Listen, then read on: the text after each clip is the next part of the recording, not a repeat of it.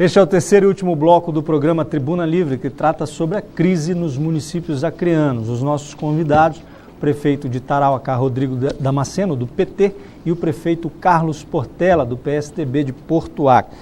Prefeito Carlinhos, ITBI é o quê? Eu não sabia, são tantos os impostos, também nós não podemos culpar os munícipes por não pagar alguns impostos, porque são tantos, prefeito. Eu não sabia que existia o ITBI. O que significa?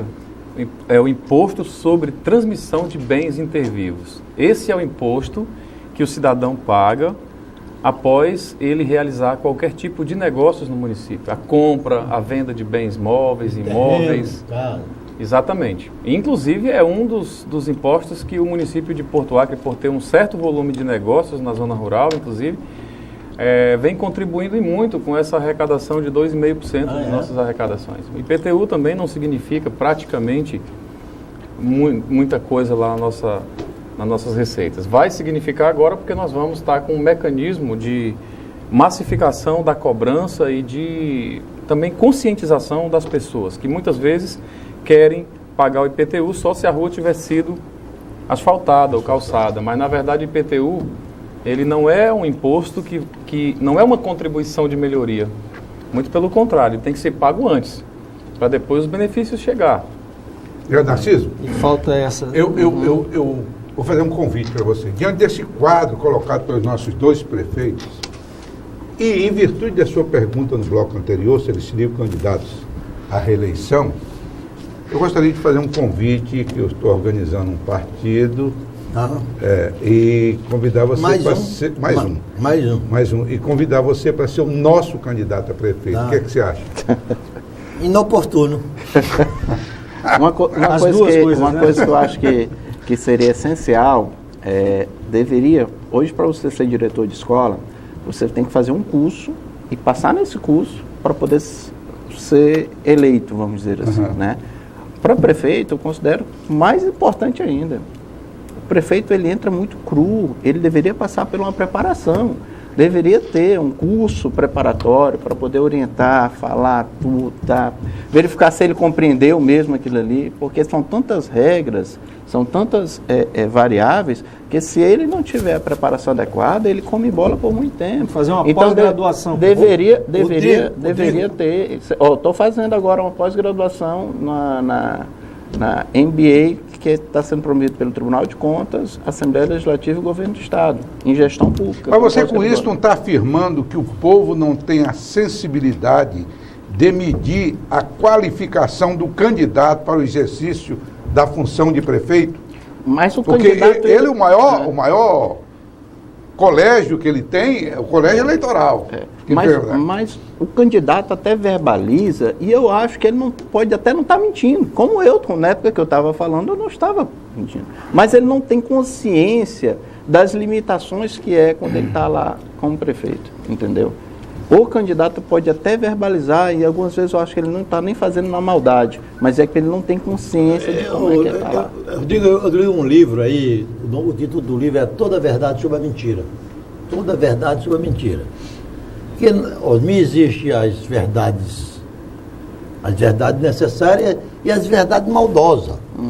O político do Brasil, é por isso que quando eu não sou dilmista, não sou petista, também não sou.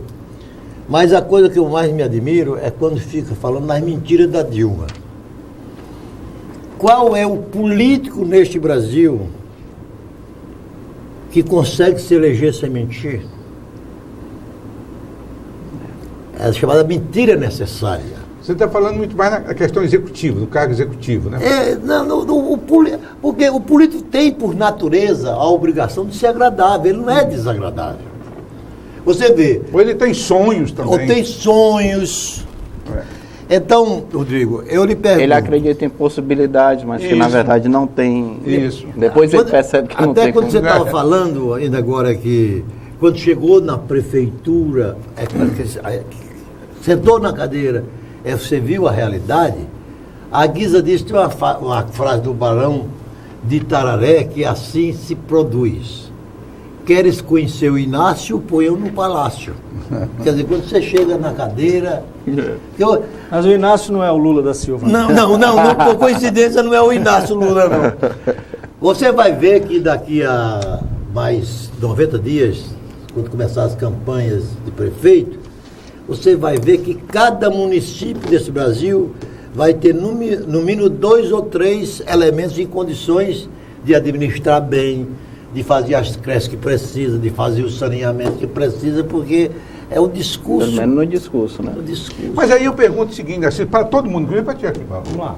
É bem rápido.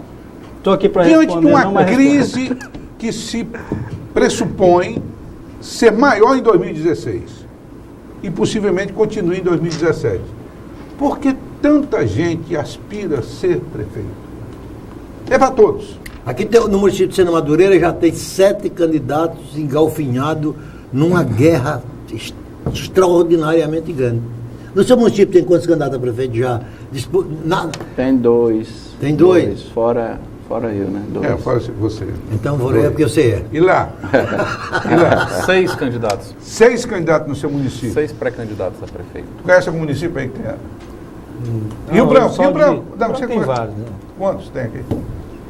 Até agora tem 4. 4. Sim, assim. É candidato demais para a prefeitura de menos. Eu só queria... Eles não têm consciência, muitos deles não têm consciência no que eles estão, vamos dizer assim, entrando. Não tem consciência, não tem absolutamente nenhuma consciência. Eu queria responder essa pergunta, mas antes dizer também que eu compartilho do pensamento do Rodrigo. Não é possível que para você ser responsável por administrar, a administração pública ela tem uma disciplina no artigo 37 da Constituição Federal. Todo administrador público deverá obedecer os princípios da legalidade. Primeiro, legalidade. Um arcabouço de leis que existe nesse país e que o administrador tem que cumprir. Essa é a diferença entre a administração história de eu não pública... sabia não cola não. Não cola. Não. Então ele tem que compreender da legislação do seu país. Legalidade, depois impessoalidade, moralidade, publicidade, eficiência. São princípios que norteiam todo o processo administrativo público. Como que a gente elege um prefeito que às vezes não sabe nem ler direito? Mas ele vai se cercar dos melhores, das melhores cabeças. Ótimo. Qualquer prefeito bom que seja, o mais técnico possível, ele precisa de ter uma grande equipe. Eu tenho essa experiência, não tem como ele administrar, ele não vai administrar sozinho nunca. E aí, é onde eu também compartilho dessa ideia.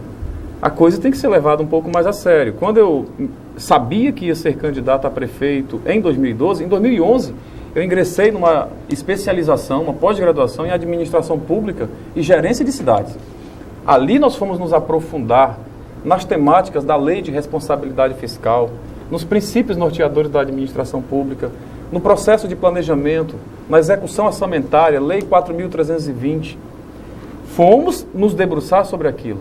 E olha só, quando eu cheguei com essa noção, eu ainda tive tanta dificuldade, mas eu tinha pelo menos a capacidade de discutir com o meu assessor jurídico, pela noção de conhecimento de direito constitucional e administrativo, de discutir com o pessoal do planejamento.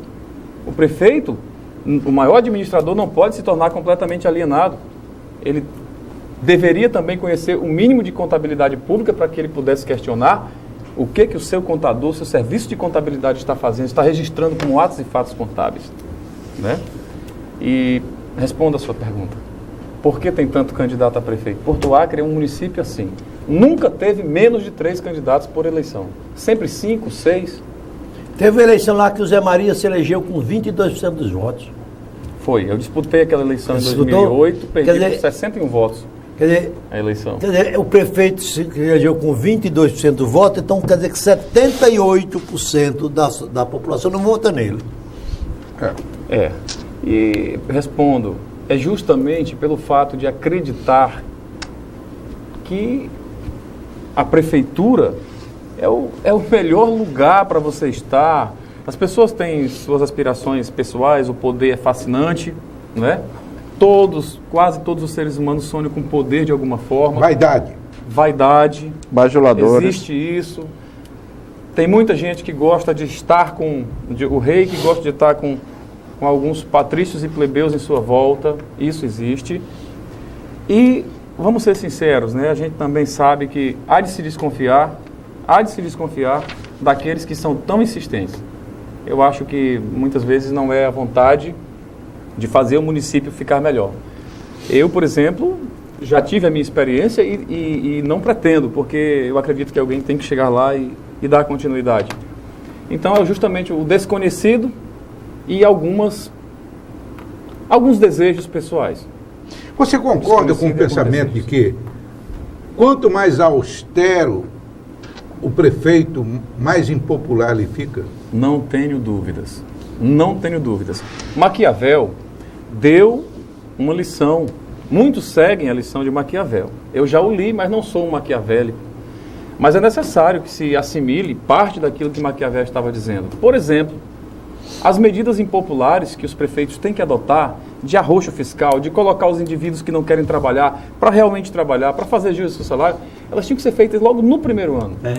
E aí Maquiavel diz o seguinte: você pegue todo o seu pacote de maldade e de uma vez só, e despeje ele no líquido de uma vez só. E depois fazer as bondades em prepare conta-gota as bondades e vá oferecendo e vá mostrando: olha que bondade que eu estou te oferecendo. Isso é o que Maquiavel prega. Eu tenho refletido muito sobre essas questões. Não me considero maquiavélico. Não me considero. Você não teria feito no primeiro ano, né? Teria feito no primeiro ano. Eu estou fazendo justamente no último, porque houve uma necessidade que teve que ser enfrentada, que era insustentável, que era a folha de salários do município. Então você é quase um anti-maquiavélico, né? Olha, eu não consideraria um anti-maquiavélico assim, mas considero que eu não assimilaria todos os conselhos de Maquiavel para mim, porque acredito também que vai um pouco de encontro com diferentemente, eu já assimilo todos e assumo que assimilo, sabe por quê? Sim. Porque a palavra Maquiavel, a expressão maquiavélica, ela é mal interpretada. Assusta, né? Maquiavel não é o agente do mal. Ele apenas dizia o que é que o príncipe deve fazer para fazer o bem e o que é o que deve fazer para fazer o mal. Assim, para ser amado, para ser odiado. Ele não dizia, ele não pregava, ele não pregava a maldade. Narciso, ele deu conselhos para você chegar ao poder e se manter no poder. É por isso que foi em 1480, que há mais de 500 anos ele se mantém como o maior filósofo da história moderna da humanidade. É isso mesmo. Vou discordar do Narciso, mas também. Eu quero mudar de não discorde não. O filósofo da história, vou discordar também de você. Sim. Na arte da guerra na arte da disputa Ele foi conselheiro, sabe de quem? Dos Médicis. Ele foi conselheiro dos Borgias, por exemplo. Do Papa Alexandre VI, fez sem comentário, com respeito até à minha igreja. Perfeito. A despeito deste programa ter se tornado o Muro das Lamentações aqui, eu quero perguntar se há méritos nas gestões dos senhores, começando pelo prefeito Rodrigo Damasceno, e quais seriam esses méritos, prefeito, diante desse quadro de crise que estamos vivendo? É assim, os pontos mais relevantes que eu acho que nós conseguimos plantar, primeiro foi manter a regularidade, né? Tirar o município da inadimplência. É um tormento, viu? Todo dia a gente tem que ficar olhando aquilo ali, que de um dia para o outro pode mudar. Então é algo que foi um esforço grande. Recebemos uma prefeitura com 2 meses de salário atrasado e hoje nós estamos em dia com os pagamentos. Tanto o pagamento do terceirizado, como também o pagamento dos funcionários. 13º a prefeitura vai pagar? 13º nós vamos pagar dia 10, agora a segunda metade, a primeira nós já pagamos na metade do ano. E dia 20 nós iremos pagar o mês de dezembro, né, para poder também estar honrando com o nosso compromisso com a população. E assim, o que, em virtude desse equilíbrio, nós conseguimos trazer grandes obras para Tarauacá, né. Hoje nós estamos finalizando a 4ª quadra coberta na nossa gestão, de um total de 6. Tem uma Praça da Juventude, tem 9 escolas de um valor de mais de R$1 milhão, cada uma delas, né, que também a gente vai entregar algumas delas já agora em 2016. Teve a reforma do mercado, tem o mercado do peixe, tem a rampa do mercado, teve equipamentos que nós recebemos da prefeitura sem equipamentos e conseguimos equipá-los. Mas isso tudo fruto de, como o Carlinhos falou, de muita colaboração. Quero aqui destacar a colaboração das emendas parlamentares, que sem a ajuda dos parlamentares, o que eu estaria dizendo aqui se tornaria muito pequeno. E também, no caso das escolas, a ajuda do governo federal. Isso é via FNDE que é liberado, esses 21 milhões de recursos. Nós corremos atrás, também cadastramos, mas também teve parceria, e assim do governo do estado. É um município que tem uma história muito bela. E uma história muito bela que era... De mulher bonita e homem feio, né? De mulher bonita e homem pequeno. Homem pequeno. Prefeito Carlinhos, os méritos da sua gestão em Porto Acre. Então eu queria colocar os méritos de nossa gestão. Primeiro, quando uma gestão municipal consegue, num cenário como esse, manter serviços básicos em um município que tem 5 cidades, que tem um núcleo administrativo e mais 5 cidades, É verdade. e você tem que fazer gestão de serviços e obras públicas para essas 5 cidades, e você consegue atender minimamente, isso para mim Cite aí é um as 5 grande cidades mérito. que tem dentro do seu município. Nós temos a cidade sede, a grande cidade histórica Porto Acre, Vila do Incra, que é a maior de todas, Vila do V, Vila Caquetá e a Vila Pia. São 5 cidades. Então, manter serviços essenciais como coleta de lixo, por exemplo, nessas 5 cidades, com uma estrutura, uma logística impressionante, que nós chegamos a percorrer 200 quilômetros em um dia para poder coletar lixo de uma dessas cidades, é um mérito. Isso não tenho dúvidas. Outro mérito. Olha, com 30 centavos por dia, colocar merenda nas escolas todos os dias para 2.013 alunos, eu acho que é um mérito. Sem dúvida. Claro. Outro mérito, a nossa gestão sempre superou o problema gravíssimo que o Rodrigo conhece no nosso país, que é o médico. Cadê o médico? Nós sempre tivemos. Eu tenho 5 unidades de saúde, uma em cada uma dessas cidades. Estão lá. Todos os dias os médicos comparecendo no seu local de trabalho para atender a população no que se refere. Esses médicos são do programa Mais Médico? 3 do município e 2 do programa Mais Médicos, que, diga-se de passagem, tem ajudado muito, tem contribuído e muito. Aí eu vou partir para a infraestrutura. A gestão que mais investiu em acessibilidade e inclusão social. Nós temos hoje mais de 5 mil metros de calçada, 5 quilômetros de calçada, para serem entregues agora. Inclusive com rampa de acesso nas avenidas principais, distribuídas nessas cidades. Né? Nós estamos tendo também construção de quadra de esporte na zona rural, onde nunca se pensou isso. Nós estamos construindo escolas, reformando e ampliando escola. Academia na praça. E agora uma obra que vai revolucionar a arquitetura da cidade sede do município, que é um centro de convenções, também fruto de uma emenda do senador Petecão, de quase R$500 milhão. Um centro de convenções onde a sociedade vai poder se reunir. Ele tem traços muito parecidos, arquitetonicamente falando, com o Palácio Rio Branco, né? Acho até um pouco parecido, uma comparação um tanto quanto exagerada.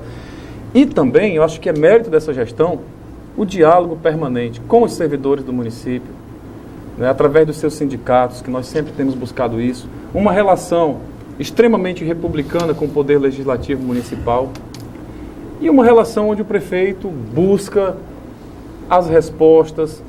Tenho trabalhado com o próprio governo do estado, por exemplo. Isso é um grande mérito, você ser um prefeito lá na oposição, mas você ter diálogo com o governo do estado, com todos os setores.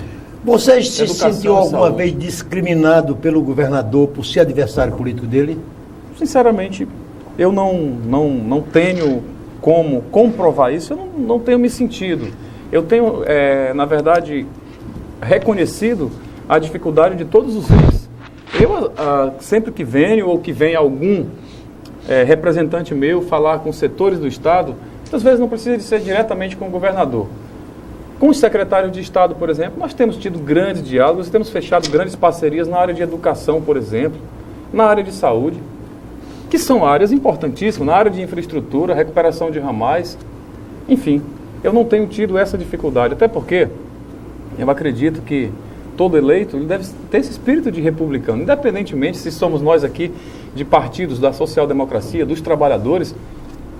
Não importa, nós somos republicanos, temos uma república aí que tem aí um tratamento a ser dado entre os seus representantes de entes que devem ser observados. Defensores da democracia. Defensores da democracia, pronto.